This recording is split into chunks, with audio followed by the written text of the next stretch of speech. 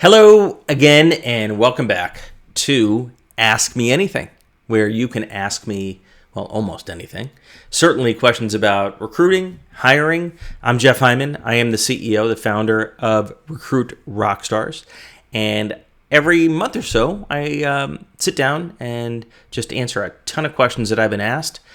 We got a bunch of questions today, some from people looking to hire the best talent, some from people that are looking to find the best job. Some are just kind of random questions, but I'm going to try to get to as many as I can. So why don't we dive right in? The first one is from Jenny, and Jenny asks, how does a semi-retired marketing executive find interesting and periodic strategic consulting work for B2C companies? Is private equity a viable route? Where do I start? Well, let me break that down. So, semi-retired is terrific. I'm all for a flexible lifestyle, but you do need to put yourself in the client's shoes or the employer's shoes, and they may not be that excited about hiring someone that is semi-retired, which is not an age thing. And I think we have another question about age discrimination in a little bit. It's more about mindset and engagement and whether that person is still in the game. So I would be careful about kind of how you are packaging and positioning yourself. The employer doesn't need to know that they are your only client and perhaps they're 10 or 15 hours a week, 20 hours a week. I wouldn't stress that. I would stress that you are a full-on B2C marketing wizard and that you can really help them grow their business. So how do you do that? Well, you ask if private equity is a viable path. I think what you're asking is, should you go to PE firms? And in my experience, PE firms do help their portfolio companies with hiring, but typically at the CEO and CFO level only, and certainly not on kind of project marketing basis. So I would instead go directly to the CEOs instead of kind of wasting your time with private equity firms. The way to do that is to make a list of 30 companies. And I keep coming back to this. 30 companies is a manageable list. It's a list that you can create in a day or two. And these are companies that you are passionate about, have some particular unique advantage or knowledge, or believe that you can add unique value to. And then you go directly to the CEOs of those companies, whether or not she or he has a marketer in place already, doesn't matter. Half the time, they might be thinking about replacing that marketing leader or supplementing that marketing leader, or maybe they're just frustrated and want to see the talent that's out there. So don't let the fact that the CEO has a head of marketing on the website deter you. And you pursue those list of 30 companies. You ask for a 15-minute conversation. I've published a video on this step-by-step in YouTube, and you'll be surprised. You'll probably get about 5 of the 30 meetings. 30's magic number. Let's go to the next one. Rodney asks, a startup company put me on hold back in March until they were ready to hire a CFO. I checked in May and September, still no reply. From everything I know, they haven't hired anyone. Should I wait patiently or should I inquire again? Of course you should inquire again. You got nothing to lose. Radio silence is usually not an issue with you. It's an issue that the company is too busy, is focused on other things, or hasn't yet decided what they want in that candidate or that role. So don't take it personally, and you got nothing to lose. But again, back to the first question, back to Jenny's question, don't wait for just one company. Don't put your eggs in that basket. Develop a list of 30 companies that you're passionate about. Don't care if they have a CFO. You're going directly to the CEO, and you make a pitch as to why he or she would be crazy not to take a 15-minute Zoom call with you. Once you secure that call, you invest 10 hours, and I am not kidding, preparing for that 15-minute call. You will know more about the company than he or she knows. And by the time that 15-minute Zoom call is over, odds are they will absolutely love to spend more time with you about a role. So play the numbers. 30 is where you want to start the top of your pipeline. Let's go to the next question. Victor says, what is the protocol these days when asked about salary requirements? I still say I'm negotiable, but they really push for a range. Now, I don't know if Victor is the employer or employee, but regardless, I'm going to answer it. I love this question because the answer is totally two different answers. I absolutely tell candidates not to answer the compensation question until they absolutely have to. Now, if you're asked once, you punt, ask twice, find a way to punt. Eventually, you have to answer it, or you're just going to be annoying. The best way to answer it is to give a range, and that range, you can say, thanks for asking. I understand we want to make sure that we're both in broadly the same range. My compensation has varied over the past 3 years, and it's really not the most important thing to me. But since you're asking, my range has been from X to Y. X is the absolute least that you would be willing to accept, and Y is the most money you have ever made in a 12-month period over the past 3 years. Add to that salary, compensation, benefits, stock, the value of anything. Quite often, your Y is going to be 2 to 3 times your X. Now, that range obviously is largely useless, but it does signal to the employer that you're going to be somewhere, you expect to be somewhere in that range. And as long as you've given that X as the benchmark of the lowest you're willing to accept, odds are that the number is going to come in at a significant increase to that. Now, keep in mind that the average person increases their compensation by 18% when they move from one company to another. So that's at least a starting number you should be thinking about, is kind of 18-20% increase. But I've seen people double their compensation moving from one company to another. Now, if you are an employer, you should absolutely ask this question on the very first conversation with any candidate. You cannot afford to waste your time with candidates that are way more expensive than you can afford. Now, you don't want to turn it into a negotiation. That's not the point. But I ask every single candidate that I interview towards the end of the 20-minute phone screen, would it be okay if we talk briefly about compensation just to make sure that we're on the same page? 99% of candidates say yes, which, again, they never should, but they do. And you have a brief conversation. And I don't always put forward the comp. I'll say, what would you expect to make in your next role? Candidates usually are willing to answer that question. Despite the fact I tell them not to, they do. And so it really depends on whether you're the employer or the employee. But Victor, that's a great question. Let's go to the next one. Kevin asks, you talk frequently about boomerang staffs and how valuable it can be to hire them back for many reasons. But it's backfired on us. We've hired back 3 millennials that have left for greener pastures and then come back 3 years later. I love having rock stars back, but instead of a staff deterrent, I fear that it's giving them more confidence to try something different. Am I just being paranoid? That's a great question, Kevin. I do love boomerang hires. I talk a lot about this. I wrote about it in the book, Recruit Rockstars, which is totally free if you just go to the website. Boomerang hires are always your best hire. These are people that were delivering for you. You hated losing them. You're able to get them back. Typically, the message it sends to the organization is phenomenal. Not to mention, this is a low-risk hire. They're already proven. You already know that they match the DNA of your company. Now, to Kevin's point, is there a risk that others will say, well, then I can leave and come back? And you're not by any measure saying that this is a two-way door or two-way street. You're just saying for these 3 particular people, they were so strong that you welcomed them back. You wouldn't welcome back a B player, I'm sure. So you really have 2 choices, and I've seen companies do both. You can either welcome back your top performers when they leave you, stay in touch with them, put your ego aside, no hard feelings. I understand you outgrew us, or I couldn't afford to pay you what someone else could, but we'd love to have you back. And when they come back, that is something to celebrate. Or you can do what some companies do, which is they blacklist or blackball. You leave that company, you are never coming back. I can understand that. I think that is a little immature. But I understand that perspective. But you got to keep in mind that right now, in late 2021, heading into 2022, it is a candidate's market. Can you really afford to say no and blacklist anybody? I would think twice about doing that. Let's go to the next question.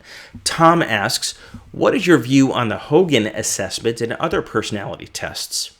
Besides a deep background dive and doing backdoor reference checks, are there any other tricks of the trade for getting comfortable with the character side of a candidate? This is a very controversial question. I'm going to give you my point of view. I absolutely understand others that see it differently. I'm not a big fan of personality tests and online assessments. There are a few that are terrific, and Hogan is one of the best. And there's probably 3 or 5 that I think highly of. However, it's not really the assessment I worry about. It's what are you going to do with it? And whenever I have a client, and I've had many over the years that have used these assessments, inevitably they ignore the results.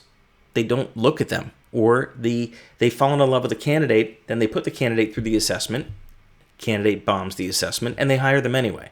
So I guess the question is, what are you going to do with it? Is it a learning exercise? Is it something maybe after you've extended the offer and the person joins that you want to understand what the person's drivers and key characteristics are? Great. But if you're really counting on a 15, 20, 60-minute online test to tell you whether you should or should not hire someone, I just don't see it working very often. Not to mention, it can be very expensive, and from a candidate experience standpoint, you have to understand you're probably going to lose some great candidates who just aren't willing to invest the time. Now, if you're going to do this, if you insist on it, certainly do it late in the process, once the candidate is really bought in to the possibility of joining your company. But you, in your question, Tom, asked, besides a deep background dive and backdoor references, those are the 2 best ways to understand what a person is all about. Their motivators, their drivers, their DNA. I understand it takes time to do those things, and I'm paid to do those for companies. But if you're not investing that time, you're going to make bad hires, and then you're going to spend your time on the back end cleaning up those messes. So one way or another, you're going to spend the time. I just don't think personality tests or any assessment that I've seen has the statistical validity to just prove someone's character or values. Let's go to the next one from Amy. If discriminating in employment based on age is illegal, not to mention stupid and self-defeating, why do so many job postings require information that will highlight or reveal a candidate's age, and how should an applicant respond? It's a good question, Amy, and I know it can be very frustrating. The good news is it's about to get a whole lot easier, in my estimation. So 41.7% of Americans are over age 45. That's more than a third of the workforce, and it's getting bigger as the baby boomer group ages. We are entering, I believe, 2022, the tightest labor market in 50 years. Companies are no longer going to be able to ignore 40% or more of the candidate pool. It's just not possible. I see companies hiring people they never would have considered before, former felons, teenagers still in high school, and older workers, 40s, 50s, 60s. So take stock in that as it's just supply and demand, right? As the market gets tighter, companies are going to have to look at a broader range of candidates. And are you still going to face age discrimination? Absolutely. Because it's not the company, it's the specific hiring manager or HR person. And just as age discrimination exists, there's all kinds of discrimination. Are you going to waste your time on those people? No. They don't deserve your talent. They don't deserve what you can bring to the table. Focus on the next company and the next company after that. But I've seen too many examples of companies hiring far older workers than they did in the past. I absolutely believe that this is about to be your time. Kimmy, the next question, she asks, what are headhunter fees these days with COVID? So no easy answer there, but I'll give you some broad parameters. So headhunter fees tend to change based on supply and demand. When the labor market is super tight, headhunters are super busy. They jack up their fees because they can. Who doesn't, right? It's inflation. And then when the job market loosens up, you see headhunter fees come down. And by the way, it's not just fees. It can be the percentage, or it can be a minimum fee. A lot of headhunting fees right now have a $100,000 minimum fee. They won't even talk to you for less than that. So it does vary over time, but some parameters. 20% to 33% of the candidate's first year compensation is very typical. That's the range. I know that's a big range, but that's the range. Right now I'm seeing 25% as the low end of that range. During, softer times, it can go to 20, maybe 15% of comp. And it's not just base salary, that can be estimated first year comp. But many search firms are so busy that they are back to 33% with a minimum fee, like I mentioned, and good luck getting in line to talk to them because they are backed up for months and months. I've seen search firms doubling in size this year not just in the revenues, but the number of headhunters they're hiring. So there's a shortage. I like to say recruiters are the new software developers. There is a run on recruiters right now. So that's kind of where you're seeing headhunter fees. I will say there's less expensive options, including Shortlist, which is a service that I run, and you can go to noheadhunters.com if you want to take a look. And the first one's free, but it's 10 times less than paying a headhunter. So make sure you really need to pay a headhunter to begin with. That's where we are.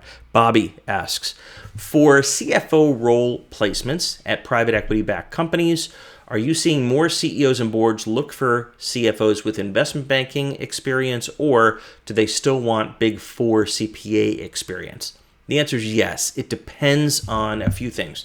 Not just the perspective of the private equity investor, but it depends on the stage of the company, what's going to happen next over the next year or two, the team that's built in place. Do they have a strong controller? So typically, earlier stage, smaller, private equity portfolio companies are looking for more of an operating background, Big Four, audit, corporate finance, CPA.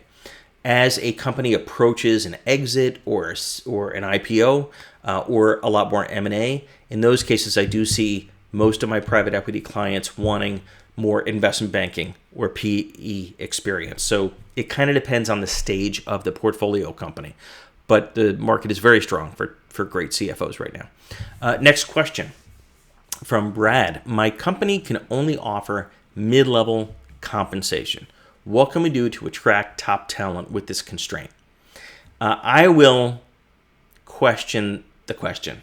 I actually don't believe that was put forward the right way. My company can only afford to pay mid-level compensation. I would say you can't afford to pay mid-level compensation.